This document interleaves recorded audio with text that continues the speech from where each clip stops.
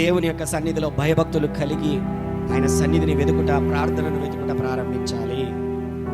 Prayerlessness హీన దశకు వచ్చేసారు వాళ్ళు. ఎందుకు?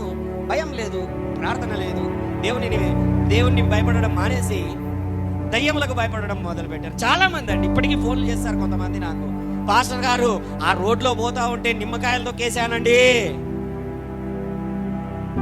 ఆడెవడు అదంతా మంత్రించి పెద్ద గుమ్మడికాయ పెట్టాడండి. హల్లెలూయా. ఏం చేయవు, నిన్ను ఏం చేస్తాయి చెప్పండి? అవి ఏం భయపడాల్సినటువంటి పని లేదు. ఈరోజు ఇంట్లో నుంచి బయటికి రాగానే నల్ల పిల్లి పోతా ఉందండి. అది ఏదో తాగడానికో తినడానికో పోతా ఉంది. అది కూడా అనుకొని ఉంటుంది, ఈడేది నాకు అడ్డం పడ్డాడని నిన్ను చూసి. హల్లెలూయా. నేనేదో హ్యాపీగా పోతా ఉంటే నాకు అడ్డం వచ్చాడు వీడని అది కూడా అనుకొని ఉంటుంది. అంతే, ఏమి ఉండదు.